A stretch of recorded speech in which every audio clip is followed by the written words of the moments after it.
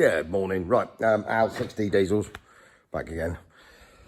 Just a quick one. This morning we're just doing a little repair for a mate's daughter.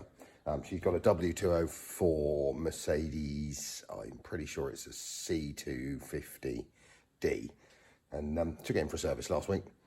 Left it with a nice man up the road who services it. They went to get it in, and all of a sudden it wouldn't go in first and it wouldn't go in reverse. Which was a bit random. Wouldn't have a bean of it, but it drove there and it backed in, which was slightly strange. Nothing against them. So anyway, there was a whole lot of flapping things. So we said to them basically, if they quickly whip the gearbox out, we'd have a look. So because I think our local gearbox specialist wanted 450 quid to do this. So I thought I'd show you. You own a 250D and you lose reverse gear. Apparently it's quite a common fault, this. It's actually quite simple to fix. So I'll do a little bit of a video of us. I've already taken it apart, but I'll show you how to take it apart, and then I can show you what you need to do. What I'm doing is a bit of a quick fix. Ideally, you could buy a load of bits from Mercedes and strip it into a million pieces, but I think this will work. The car's quite high mileage and it will get it back on the road quite quickly. So I'll spin the camera around and I'll show you what I'm up to. Right, so 6-speed, I think the car's 2011 C250 CDI. You see the top of it's there, so 651 timing chain on the rear, Mercedes engine of doom in my opinion. And basically, so gone in for a service, gone back out to it, no reverse, no first. And what had actually happened is this little detent spring here was, when we took the casing off, it fell clean off and lodged itself in the bottom in here between that and this selector collar, which obviously wasn't very good. And the reason for it, if you look in here, you get the thing. I mean, you see I've ground it up because we are going to weld it. You can shout at me if you want, but I think it's the quickest and easiest fix, is that this gate has actually snapped on the top corner in here. So obviously this detent spring, or this spring, is pushing on this selector rod here. So when it comes back up, so when she must have popped it back out reverse when she backed it in, pop, and then it's snapped this clean off. So basically, I can't see any reason. I mean, ideally, yes, you could remove all of this to get, you can't take this out very quickly. You'd love to think it was just this bolt, but it isn't. And replace it with another one, but in theory another one, there's no upgrade, so it would be as weak as the one before. So my cunning plan is I've cleaned it both sides, and I am going to put a very nice weld in between. Once this is squidged back up again, and I'll squidge this spring up, push it down, I'll weld this in the corner between here and the cross support on the side of it, which should toughen it up a bit. I reckon I can get in the back here as well. Very gingerly grind it off. Obviously we'll have to wash all the bits out of the box to make sure we don't end up with any nastiness in there. Reassemble it, and hopefully, all being good, I mean the car's done 200,000, so let's be honest, it's really worth a full recon, because the engine will blow up fairly soon before any of this needs repairing again. And what I'll do also in a minute is, once I've fixed it, is show you how they come apart dead easy. I mean, basically on this gearbox there's a ring of bolts all the way around here. Obviously you drain the oil first, oil fillers there, ring of bolts all the way around. Look inside, this is the main gear case. So once you've done the ring of the bolts around the back, you'll find this back section comes loose, and then in the bottom here there's a little rubberized bung in here, which is so like a, it's almost a core plug, but you get what I mean. So you need to remove this. You need to get one of these, because you will not get it out of here without, if you try and chisel around the side of it or whatever, you're going to damage the casing. You can't fix that. Best bet is to sacrifice your bung, and then in behind your bung is, where's my pile of gearbox bits? Oh, there we are.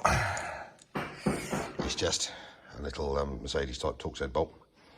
And if you won't whip that out, that releases, that's that in the end of there obviously, that releases the, we'll call that the secondary shaft or whatever you want to call it, off of its bearing, and very gingerly then you can set the gearbox on its bottom like this and lift this casing, bit of a wiggle, off it comes.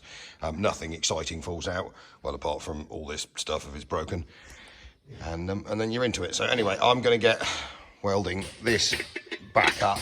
I'm pretty sure that's going to work.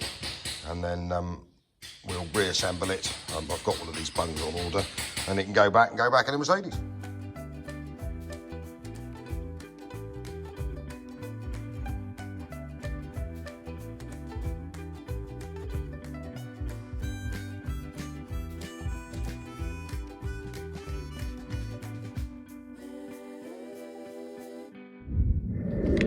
So, quick bit of welding, as you can see.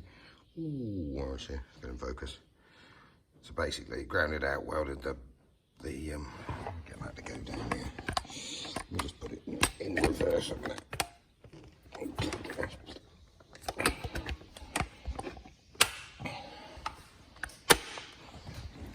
Right, so you can see now it's in reverse gear.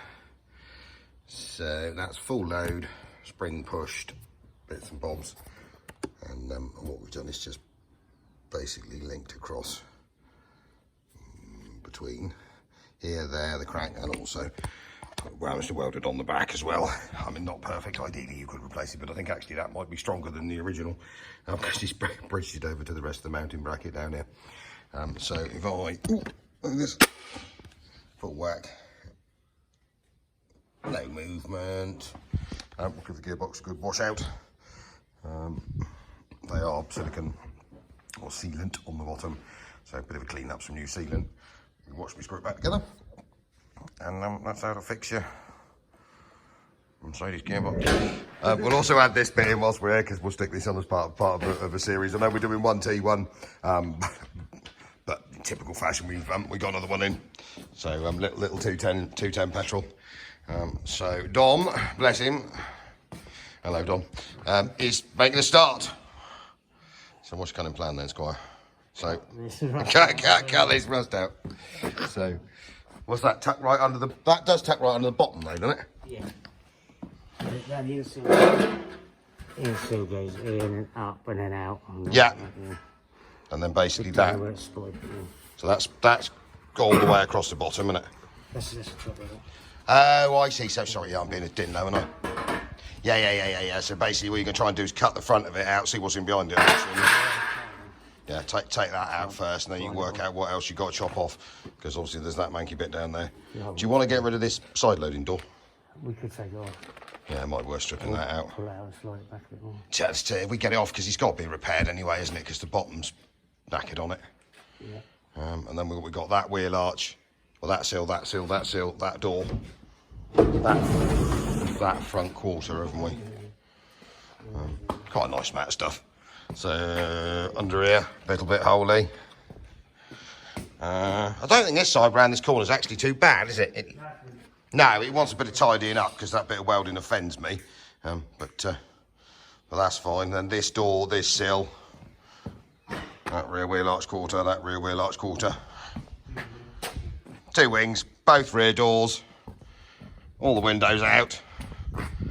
And then we got that sorting as well. We'll have that done in a couple of days, won't we? Right, I'm gonna get back to my gearbox in a minute.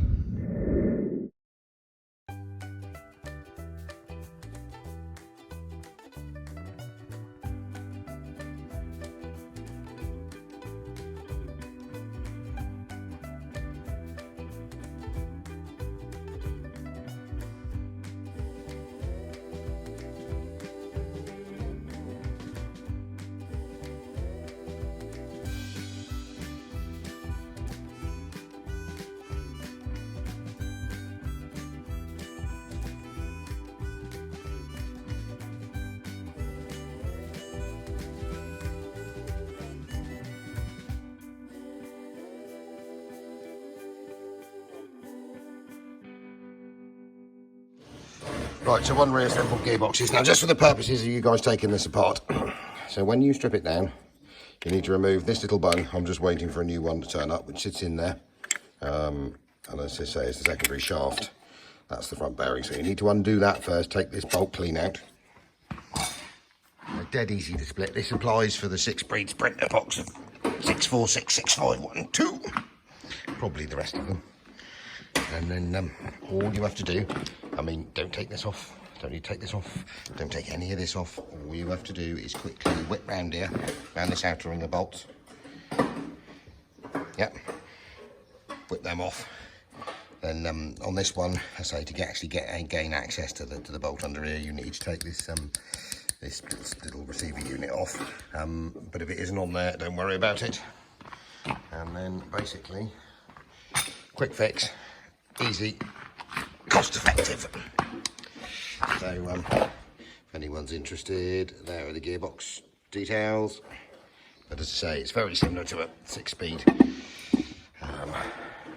multi-fit Sprinter gearbox, and I know it's the same for a 646 6-speed out of an earlier printer. So up to this will be 2010 on, and then pre-2010 the 6-speed comes apart in the same way. Anyway, I hope that was helpful, and I'll edit this quickly and check it out.